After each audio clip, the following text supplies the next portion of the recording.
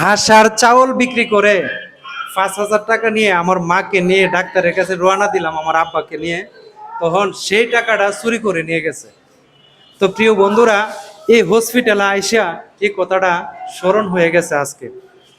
বিষয়টা হচ্ছে, আমার আব্বা জমির ধান মানে হাঁস আর ধান বিক্রি করে, হাঁস আর চাউল বিক্রি করে 5,000 টাকা মানে জোগাড় করছে, কইরা আমাকে বলতেছে যে ব্রাহ্মণবাড়িয়া চল, তোর আম্মাকে নিয়ে ডাক্তারের কাছে যাবো, তোর আম্মার শরীর ভালো না।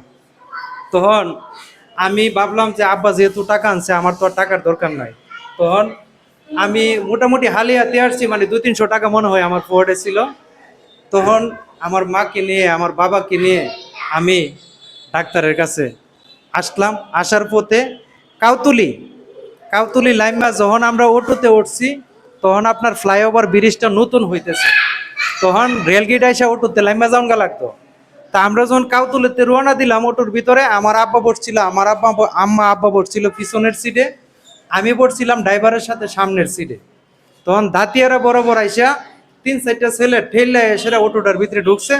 ঢুকিয়া ফাহাদা আমার বাবার পকেট থেকে এই 5,000 টাকা চুরি করে নিয়ে যায়। নিয়ে যখন যায়, তখন আমার আব্বার টিয়ার পায় নাই। তো এরা একটু সামনে আইসে আবার লাইমা চলে গেছে। তখন মানে রেল গেট এসে যখন অটোতে লামছে, লাইমা ভাড়া দিতে গিয়া দেখুন পড়ো টাকা নাই।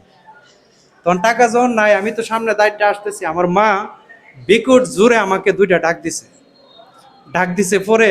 তখন আমি দৌড়াইয়া গেলাম, গেছি পরে কইতেছে, ফুত তোর বাপের পড়তে তো টাকাগুলা নিয়ে গেছে।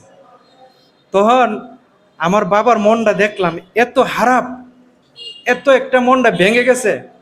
তখন আমি আমার বাবাকে ওই জিনিসটা বুঝতে দিই না দিয়ে আমি বলছি, বাবা আসেন ডাক্তারের কাছে যাবো। তখন কইতেছে, ডাক্তারের কাছে যাবি কেমনে ফুত, আমার তো টিহাল হয়ে গেছে। তখন আমি কইছি, টিহার ব্যবস্থা হবে। তখন আমি আমার এক ফ্রেন্ড ওষুধ কোম্পানি, তখন ওনাকে আমি ফোন দিই। ফোন দিয়া বলি যে আমার 5,000 টাকা লাগবে। তো উনি আবার ব্রাহ্মণবাড়িয়াতে ছিল, উনি আইনা 5,000 টাকা আমাকে দিয়ে গেছে পরে। সেই টাকা দিয়া আমি ডাক্তার দেখাই, পরীক্ষা নিরীক্ষা করাই এবং ওষুধপত্র কিনে দিয়ে, আমার মাকে ফল ফ্রুট কিনে দিয়ে আমার বাবাকে এই কষ্টটা আমি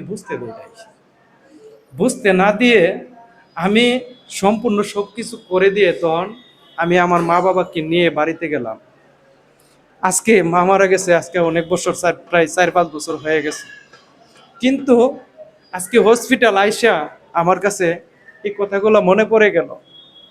কিন্তু আজকে সেই বাবা, মানে আমি যে বাবার বড় সন্তান, কিন্তু করে না করে না ভাই।